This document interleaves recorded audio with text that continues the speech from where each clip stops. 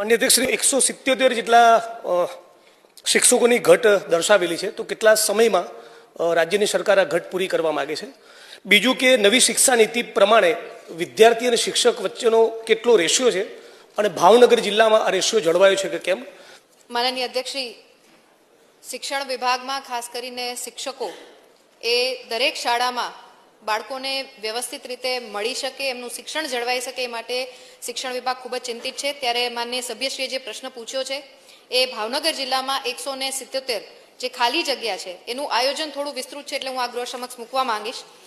વર્ષ 2024માં આવેલ વિદ્યાસહાયક ભરતીની જે જાહેરાત હતી એ મુજબ વિદ્યાસહાયકોની ભરતી અંગેની કાર્યવાહી પૂર્ણ થઈ, જે અંતર્ગત 426 ઉમેદવારોએ ભાવનગર જિલ્લાની પસંદગી કરેલી છે. હમણાં જ તાજેતરમાં ધોરણ 1 થી 5માં વિદ્યાસહાયકની નિમણૂક માટે જરૂરી જે ટેટ 1ની એક્ઝામ હોય છે એ બોર્ડ દ્વારા એનું આયોજન કરવામાં આવેલું છે, જેમાં 11,000 ઉમેદવાર પાસ થયા છે, એટલે 11,000 ઉમેદવાર આપણી પાસે ઉપલબ્ધ છે. પરંતુ હાલમાં અત્યારે આપણે જિલ્લા ફેરની જે શિક્ષણ વિભાગની કાર્ય પદ્ધતિ હોય છે ચાલી રહી છે, એ કાર્ય પૂર્ણ થશે એટલે તુરંત જ આપણે 10 વર્ષનું જે ભરતી કેલેન્ડર છે એ આપણે ઓલરેડી ડિક્લેર કરી લીધું છે.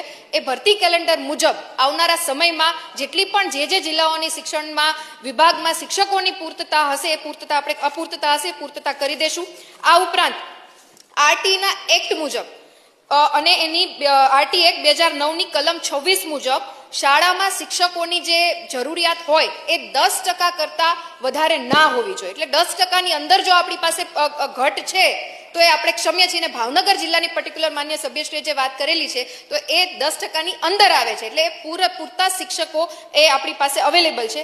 આ ઉપરાંત માન્ય સભ્યશ્રીનો જે બીજો પ્રશ્ન હતો કે સ્ટુડન્ટના રેશિયો પ્રમાણે કેટલા શિક્ષકો આપણી પાસે અવેલેબલ હોવા જોઈએ, તો ધોરણ 1 થી 5 માટે જે 60 સુધી જો બાળકોની સંખ્યા છે તો 2 શિક્ષકો, 61 થી 90 જેટલા બાળકો છે તો 3 શિક્ષકો, 91 થી 120ની વચ્ચે છે તો 4 શિક્ષકો, અને 120 થી 200ની વચ્ચે છે તો 5 શિક્ષકો છે એ મળવાપાત્ર છે. અને ત્યારબાદ દરેક 40 વિદ્યાર્થી દીઠ ઓછામાં ઓછો 1 શિક્ષક આપણને મળવાપાત્ર છે. એવી જ રીતના ધોરણ 6 થી 8 માટે વાત કરીએ માન્ય અધ્યક્ષશ્રી, તો વર્ગ દીઠ ઓછામાં ઓછા 1 શિક્ષક, અને જનરલી જે વિષયના જુદા જુદા વિષયો હોય છે જેમાં ગણિત, વિજ્ઞાન, સમાજ વિદ્યા અને ભાષાના શિક્ષકો, એ રીતના ઓછામાં ઓછા 1 શિક્ષક છે એ ઉપલબ્ધ કરાવવા પડે છે. પ્રત્યેક 35 બાળકો માટે પણ ઓછામાં ઓછા 1 શિક્ષક જે છે એ મળવાપાત્ર